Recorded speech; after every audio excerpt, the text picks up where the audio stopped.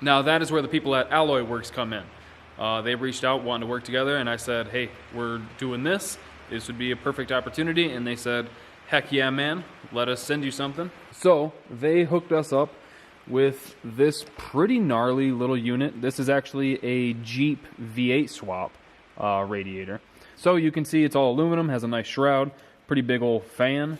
It does come with the relay kit in that bag there. It is a pretty darn girthy boy, 3-inch core, a nice billet aluminum cap, which is pretty sweet. And surprisingly, it's not very heavy. This is 20, 25 pounds maybe. So I'll have the link for this in the description below if anybody else wants to get it, along with a discount code. So go check that out if you need a radiator or fans or shrouds or anything else they have to offer. And I'm gonna start with getting this thing pulled the heck out of here.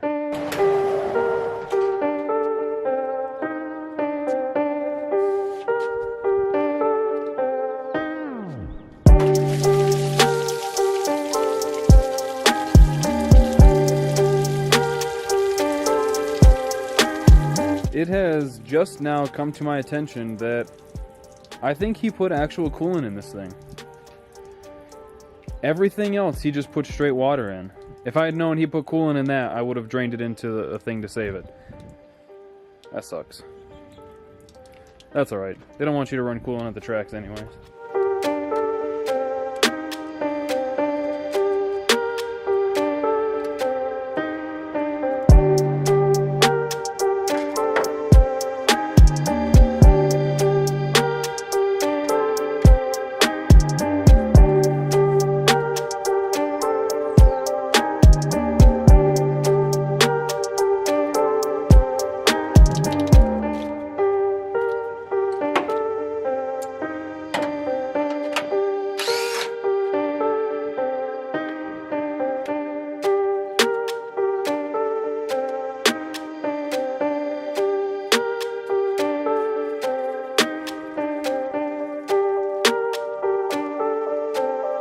I know this thing still had a little bit of coolant in it, but man, this thing is way heavier than I thought. Holy crap. Still sounds like there's a little bit in it. Alright. Look at all this room we got. Tons of room. Gobs of room. Heaps of room. So, we will pick up all the random bolts that we find. We will probably try to favor the radiator to the passenger side a little bit. See if we can balance the weight a touch. Huh. I wonder if this truck was in an accident. I never noticed all these stickers under here. Certified part, 9903. Might have been. Wouldn't surprise me. So yeah, let's set the radiator in there and see how it looks. I don't know if we'll be needing these support bars, to be honest. I mean, this is all stamped shit. It's pretty strong. So I'll probably pull those out. Just, you know, save a couple extra ounces. Yeah, I wouldn't doubt that this thing is close to 10 pounds lighter than that other one.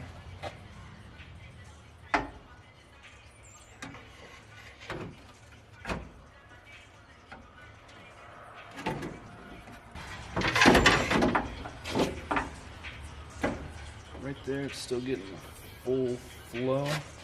This hose will line up perfectly. Let's check this one. Oops. I think this one, if I spin it. Oh yeah. Yeah, this one will work great too. I'll just lop it off here and it'll go right into it.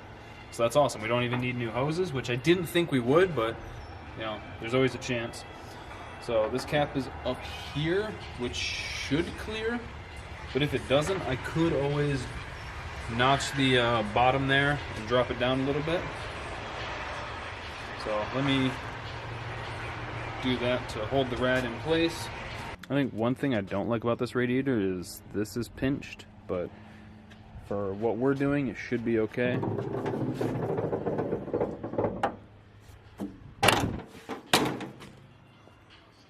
Can see right through here.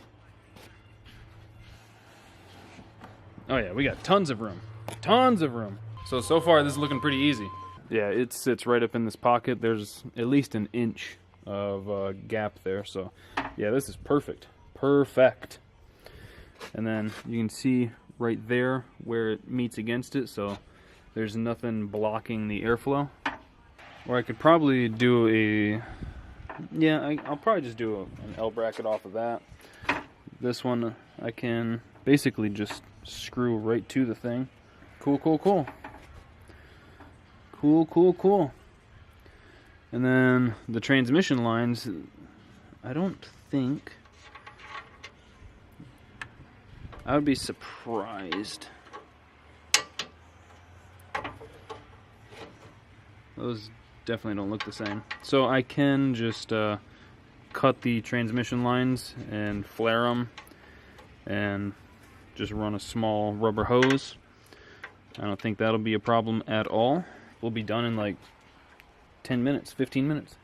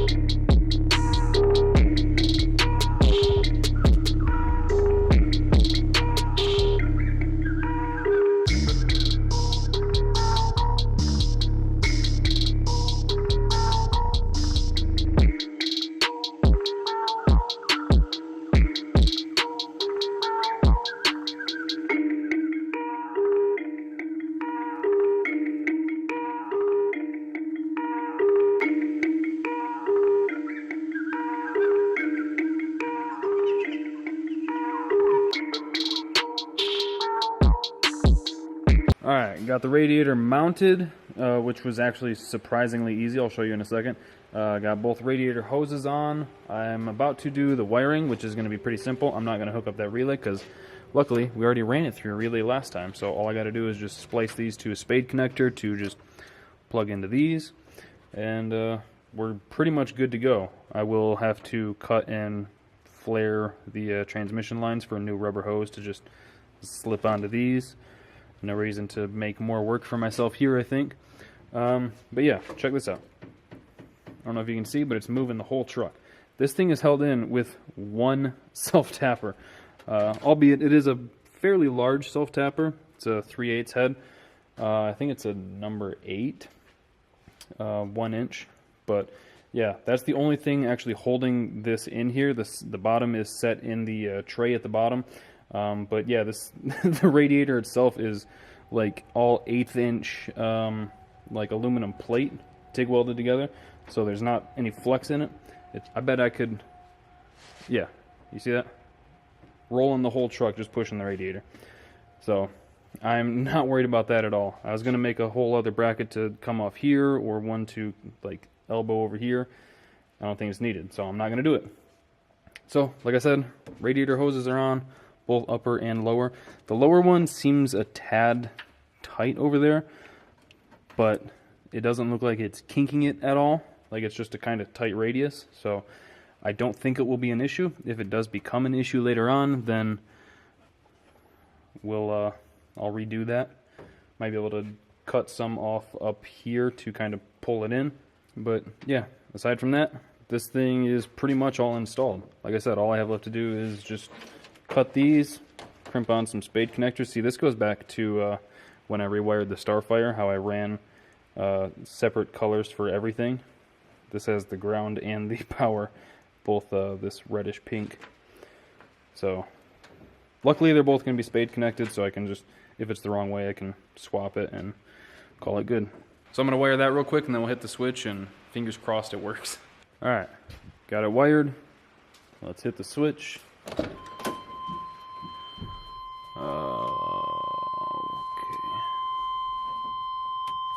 Was it this one?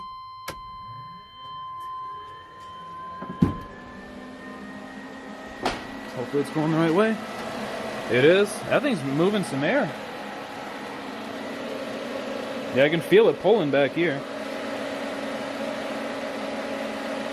Yeah, it's not bad. Sweet. Dunzo.